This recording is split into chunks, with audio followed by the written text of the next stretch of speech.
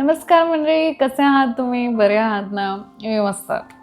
So welcome to vlog number 4. जो मी मागच्या व्लॉगमध्ये सांगितलं होतं तुम्हाला की हा व्लॉग स्पेशल असणार आहे. पण कोणासाठी स्पेशल? तर तो आहे स्टुडंटसाठी स्पेशल. सो जेवढे काही स्टुडंट्स आहेत त्यांच्यासोबत तुम्हाला हा व्लॉग शेवटपर्यंत पाहायचा आहे आणि तुमच्या ओळखीच्या सर्व स्टुडंट्सपर्यंत हा शेअर करायचा आहे. व्लॉग नक्की आवडेल तुम्हाला, शेवटपर्यंत पहा. आणि with that let's get started. So long story short, मला तुम्हाला सांगायचं असं आहे की 10वी मी मराठी मीडियममध्ये शिकले, संपूर्ण मराठी. ओके, म्हणजे विज्ञान आणि तंत्रज्ञान, भूगोल, इतिहास, बीजगणित, अजून काय, जॉमेट्रीला काय म्हणतात?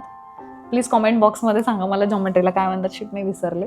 ओके, सो हे सगळे जे विषय होते ते सगळे मराठीत होते आम्हाला. सो 10वी जेव्हा 84% पडले तर एकदम ते एक फेज होतं की आता चांगले टक्के पडले आणि आता आपण सायन्स घ्यायला पाहिजे. आणि सायन्स घेतलं पण जेव्हा पहिल्या दिवशी फिजिक्स, केमिस्ट्री, बायोचे टेक्स्टबुक बघितले आणि सगळं इंग्लिशमध्ये बघितलं, तेव्हा तर माझ्या असे डोक्याचे असे सगळे तारे उडाले. म्हणजे काहीच समजत नव्हतं. पहिली गोष्ट, फिजिक्सचं काहीच समजत नव्हतं मला. बायो तरी त्यातल्या त्यात खूप आवडायचं मला. सो मी ते टेक्स्टबुक ओपन करून डायग्राम्स पाहायचे किंवा पिक्चर्स वगैरे भरपूर होते त्यामध्ये. पण फिजिक्स, केमिस्ट्री सगळं इतकं जम्बलिंग होतं की विचारू नका. आणि 11th काहीच म्हणजे लाईक ट्युशन्स नव्हते लावले. का तर लाईक 10वी मी स्वतः अभ्यास करायचे. म्हणजे घरी आम्ही सगळे स्वतः अभ्यास करायचो. ट्युशनची कधीच सवय नव्हती. पण जेव्हा 11th गेले तेव्हाही ट्युशन्स नाही लावले. म्हटलं की चला आपण आता स्वतः करूया. आणि जेव्हा स्वतः सगळं केलं तेव्हा क्लासमध्ये विचारणंही नव्हतं की अरे आपण आता डाऊट आला तर काय विचारणार, कोणाला विचारणार, ते त्यांना काय वाटेल की आता आपण आपल्याला एवढं पण येत नाही का.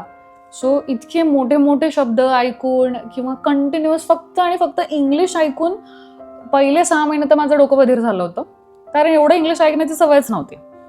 आणि मग हळूहळू नंतर जसं थोडं मी समजून घ्यायला लागले डिक्शनरी, तेव्हा असं गुगल वगैरे फोनच नव्हते तर गुगलचा काही प्रश्नच नव्हता. ट्रान्सलेशन नाही, काय नाही. सो आता विचारणार कोणाला, ट्युशनची सवय नाही किंवा असं गरजही नाही वाटली की आता मी ट्युशन लावायला पाहिजे. नाही वाटलं त्यावेळी. सो मग कसं बसं करून 11th मी, म्हणजे शॉक होता तो माझ्यासाठी की मी आणि माझे बाबा आम्ही रिझल्ट घ्यायला गेलो आणि मला 59% होते.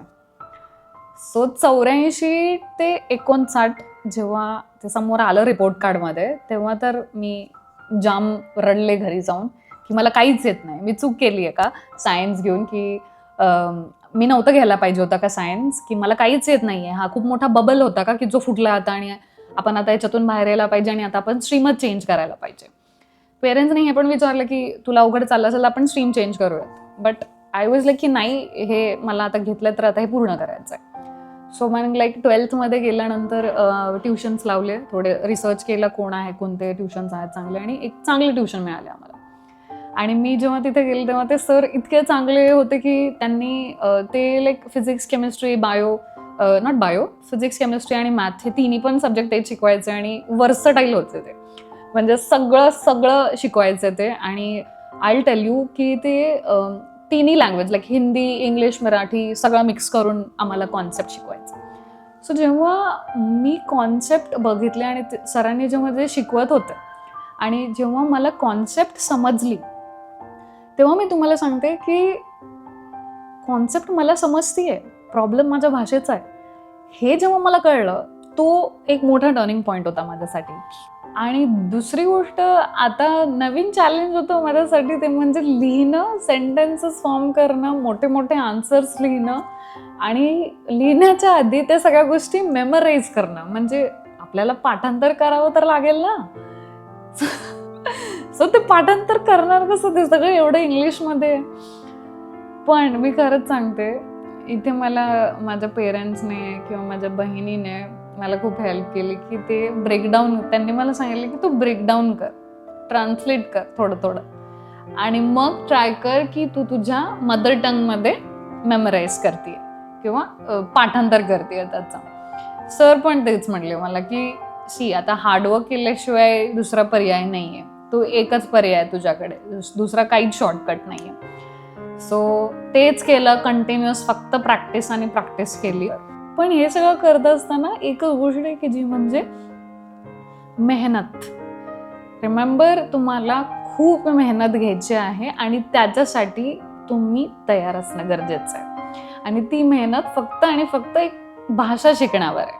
ठीक आहे. सो एक भाषा आपण थोडेसे मागे होतो, आपल्याला पुढे जायचं आणि त्याच्यासाठी प्रयत्न करणं आपल्या हातात आहे. एक PGला असताना तुम्हाला एक प्रोजेक्ट करावा लागतो आणि रिसर्च पेपर प्रेझेंट करावा लागतो आणि ते करत असताना तो संपूर्ण क्लासच्या समोर करायचा आहे तुम्हाला. ठीक आहे. सो तुम्हाला प्रिपेअर करायचा, एक रिसर्च पेपर अभ्यास करायचा आणि तो पूर्ण क्लासच्या समोर प्रेझेंट करायचा आहे. सो मी केलं प्रिपेअर आणि संपूर्ण क्लास, लाईक 40 लोकांचा क्लास आणि टीचर समोर, तर त्यांच्यासमोर तुम्हाला प्रेझेंट करायचं.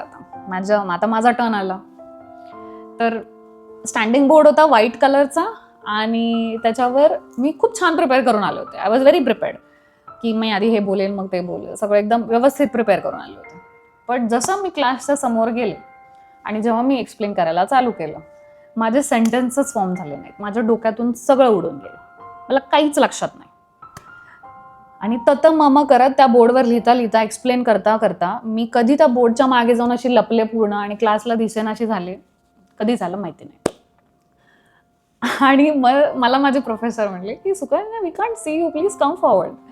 लाईक ओके मॅम या. आणि मग मी मम करत परत एकदा एक्सप्लेन करायला चालू केलं आणि हे एक्सप्लेन करता करता मी गप्पा बसल्यामध्येच मी सगळं विसरले.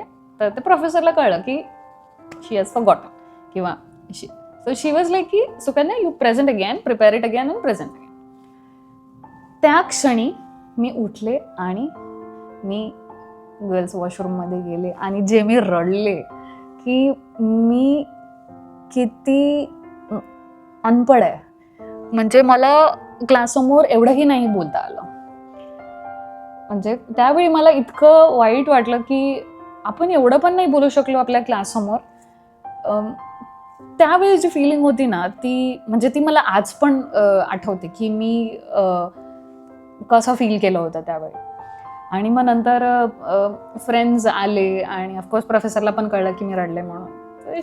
त्या आल्या आणि त्यांनी बोलले की Sukanya, you know the content, आणि when you know the content, it's just that you need to form everything in your head. म्हणजे तुला कंटेंट माहिती आहे, इट्स जस्ट की तुला तुझं सेंटेन्स फॉर्म करायचं आणि क्लाससमोर डिलिव्हर करायचं. मी त्यांना म्हटलं की मला नाही येत, माझ्या क्लाससमोर सगळ्यांसमोर मला एवढं सगळं बोलणं मला नाही जमणार. आणि कसं नाही जमणार तुला? You have friends, you have books, you have movies to watch. So त्यांची हेल्प घे तू. हेल्प घ्यायला काहीच प्रॉब्लेम नाही आणि तू सुधारू शकते, तू करूच शकते. आणि मी कसं बसं डोळे पुसत मी त्यांना खूप ठीक आहे, मी करते प्रयत्न. आणि मग त्यांनी माझ्या फ्रेंड्सना पण सांगितलं की आता हिच्याशी इंग्लिश सोडून दुसऱ्या भाषा बोलायचं नाही. आणि टचवूड माझे फ्रेंड्स खूप चांगले होते पोस्ट ग्रॅज्युएशनला, ज्यांनी मला हे सगळं करताना हेल्प केली. आणि खूप साऱ्या बुक्स वाचल्या. मी तुम्हाला सांगते, खूप बुक्स वाचल्या. सिम्पल अगदी छोट्या छोट्या बुक्स वाचल्या, फेमस बुक्स वाचल्या, ऑडिओ बुक्स ऐकल्या, खूप सारे इन्स्पायरिंग इंग्लिश मूवीज पाहिले. आणि पोस्ट ग्रॅज्युएशनच्या शेवटी एक प्रेझेंटेशन असतं जे युनिव्हर्सिटीमध्ये देतो, लाईक युनिव्हर्सिटी प्रेझेंटेशन राहतं. सो ते माझं त्याच मेंटर समोर होतं ज्या माझ्या सुरुवातीला होत्या, प्रोफेसर. आणि सो हे प्रेझेंटेशन झाल्यानंतर मॅम आल्या आणि मग मी त्यांना विचारलं की झालं. तर शी वॉज लाईक की Sukanya, I am so proud of you. जे मागे झालं आणि आता जे तू प्रेझेंट केलंय त्याच्यामध्ये जमीन आसमानचा फरक होता. आणि आय एम टेलिंग यू, तू इतके एफर्ट्स घेतले ते तुझ्या प्रेझेंटेशनमधून दिसले. आणि I am telling you guys, आपल्या टीचरकडून असं काही कॉम्प्लिमेंट मिळणं त्यावेळी पण माझ्यासाठी खूप मोठी गोष्ट होती. म्हणजे आता ऑलमोस्ट त्याला आता 10 वर्ष होतील. बट मी तो क्षण कधीच नाही विसरू शकत की टीचरने आपल्या पाठीवर म्हणजे त्या टीचरने माझ्या लँग्वेज चेंज करण्यावर आणि माझ्यामध्ये एक खूप छोटासा बदल करण्यामध्ये इतके एफर्ट्स घेतलेत. सो एक गोष्ट आपण नेहमी लक्षात ठेवलं पाहिजे की आपल्याला येतंय ऑलरेडी आपल्या भाषेमध्ये, आणि आता फक्त आपल्याला एक गोष्ट करायची की आपल्याला एक नवीन भाषा शिकायची आहे. आणि ते शिकताना जर आपला फायदा होत असेल तर आपण ती भाषा नक्कीच शिकायला पाहिजे. कुठल्याही स्ट्रीमला तुम्ही जा, पण जिथे जिथे तुम्हाला असं वाटतं की इंग्लिश सोबत तुमचं युद्ध होणार आहे पुढे, तर एक लक्षात ठेवा, तुम्हाला भीती वाटणार आहेच, तुम्हाला शॉक लागणार आहे, आणि दुसरी गोष्ट की तुम्हाला खूप सारे चॅलेंजेस येणार आहेत. पण एकच गोष्ट लक्षात ठेवायची की आपल्याला बरंच काही येत आहे ऑलरेडी, आणि फक्त आपण एक भाषा मागे आहोत, आणि आता आपल्याला एक भाषा पुढे जायचं आहे आणि त्याच्यासाठी आपण प्रयत्न करणार आहोत, राईट. आणखीन एक इम्पॉर्टंट गोष्ट ती म्हणजे मराठी मीडियमची मुलं खूप मेहनती असतात, खूप कष्टाळू असतात, आणि ते कधीच गिव्हअप करत नाहीत. म्हणून मी तुमच्या समोर इथे बसून बोलतेय. आणि जरी मी मराठी मीडियममधून आले आहे, आज मी एका इंटरनॅशनल स्कूलमध्ये टीचर म्हणून आहे, जिथे मी सायन्स शिकवते. सो एक ग्लोबल लँग्वेज शिकण्याची म्हणून, किंवा तुम्हाला आता इथून पुढे खूप गरज लागणार आहे म्हणून याच्याकडे पहा, आणि भीती न बाळगता याच्यावर तुम्ही काय सोल्युशन काढू शकता आणि कसं पुढे जाऊ शकता हे याच्यासाठी प्रयत्न करा. ओके, हा व्हिडिओ मॅक्सिमम लोकांपर्यंत पोहोचवा, एस्पेशली जर तुमच्या घरातलं कोणी मराठी मीडियममध्ये आहे आणि 10वीत शिकतंय आणि पुढे या गोष्टी करण्याचा प्लॅन आहे. सो गाईज, थँक्यू हा व्लॉग शेवटपर्यंत पाहिल्याबद्दल. लाईक करा, शेअर करा, सबस्क्राईब करा, आणि तुम्हालाही असा कुठला अनुभव आला असेल तर कॉमेंट बॉक्समध्ये नक्की कमेंट करून कळवा, मी नक्की वाचेन. Thank you, bye bye.